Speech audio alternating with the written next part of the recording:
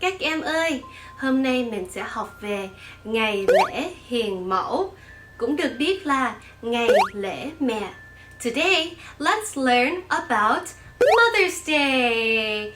Yay! Let's say Mama, Mama, Mama. Tiếng Việt là mẹ, mẹ, hoặc là má, má. Yay, hay quá. Nào, các em có thương mẹ không? Do you love your mama? Yes. Can you say yes? I love mama.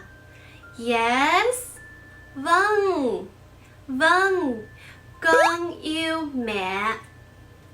Con yêu mẹ. Giỏi lắm.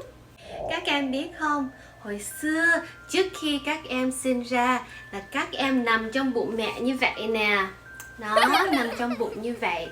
Và sau đó là bắp, là các em lại sinh ra đời. Và từ lúc đó là mẹ của các em lại thương yêu và chăm sóc cho các em.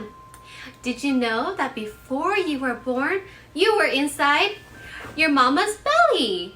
Yeah. After that, pop, you came out and mama has been loving and taking care of you ever since then. Vậy thì các em có yêu mẹ không? Các em nói đi, con yêu mẹ. Con yêu mẹ. Giỏi lắm. Good job. Hôm nay mình sẽ học về cách mà mình có thể bày tỏ tình yêu của mình với mẹ nhé.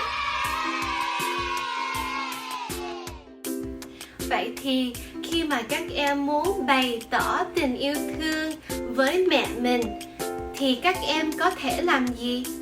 What can you do to show your love to your mama? Let's hear some ideas. Oh, okay. That's right. We can hug mom. Hug mom. Mình có thể ôm mẹ. Ôm mẹ. Ôm mẹ nè. Hug. Dễ thương quá. Hug. Ôm mẹ. Ôm mẹ. Good job. What else can we do? Mình có thể hôn mẹ. Hôn mẹ. Mwah. Mwah. We can kiss mom. Mwah. Kiss mom. Mwah. Rồi con hôn mẹ đi. Con hôn mẹ. Kiss. Kiss. Hôn mẹ đi. Oh, cảm ơn con. If your mom is sitting next to you, kiss mommy. Good job. What else can you do? Mình có thể làm gì khác nữa? Let's hear some ideas. Các em có ý kiến không? That's a great idea. Mình có thể chải tóc cho mẹ. We can comb mama's hair. Chải tóc. Comb hair. Very good job. Nè, con chải tóc. Aria, chải tóc cho mẹ. Nè. Chải tóc, chải tóc, chải tóc nè. Con chải tóc cho mẹ đi. Chải tóc cho mẹ.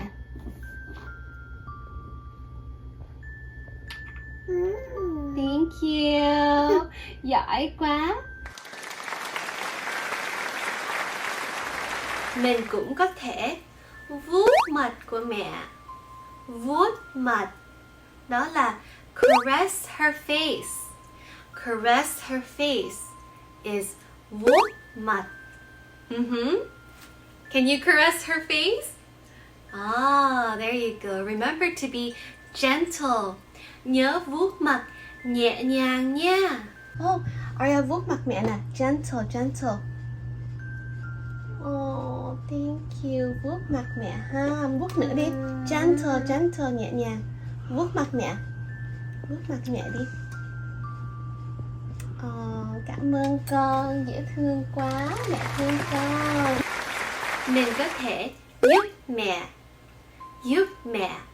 You can help mom with her work.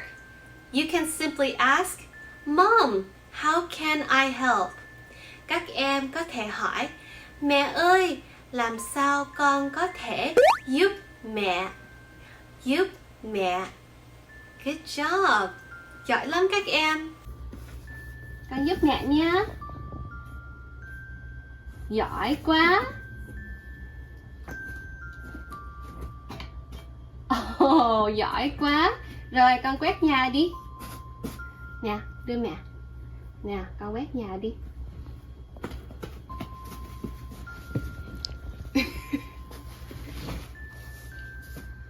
Yeah, good job. Cảm ơn con. Thank you. Và khi mẹ mệt, mẹ mỏi lưng thì mình nên làm gì? What can you do when mom's tired and she has a backache? Do you have ideas?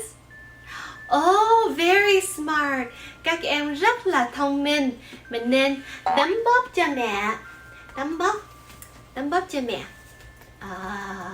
Very nice. Massage. Massage. When your mom is feeling tired, you can give her a massage. That's right. Aria, đấm bóp mẹ đi. Aria có biết đấm bóp mẹ không? Go like this. Go like this. Thank you. Giỏi quá. Yeah, high five. Thoải mái quá. Mẹ thoải mái quá. Giỏi quá. Các em cũng có thể vẽ hình để tặng cho mẹ. You can also draw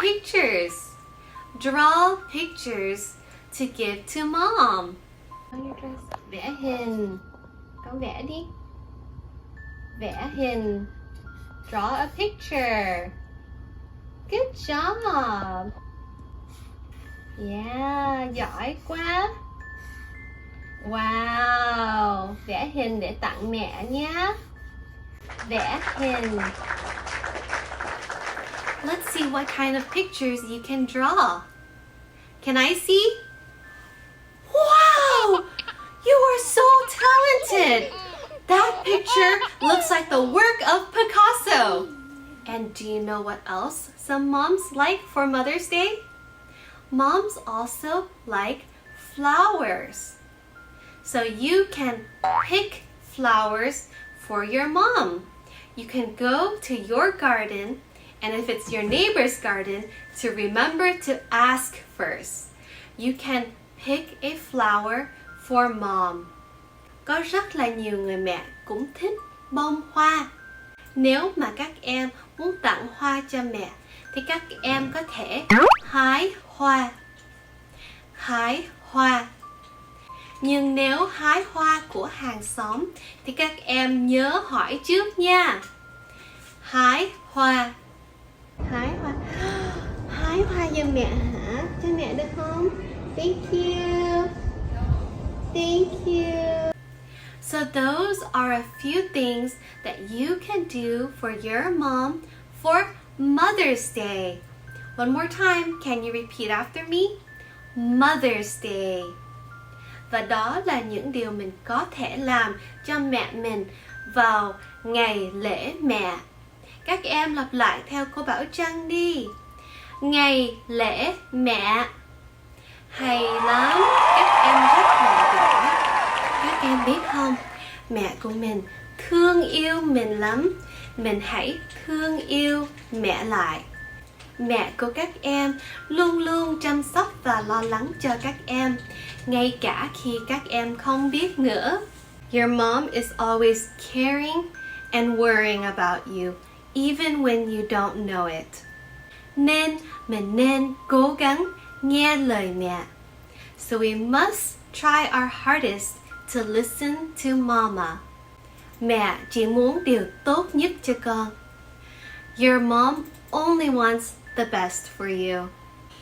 Và đó là lý do vào ngày lễ mẹ mình nên cảm ơn mẹ.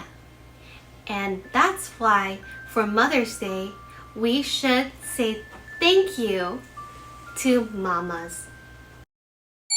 Mommy and Me Vietnamese.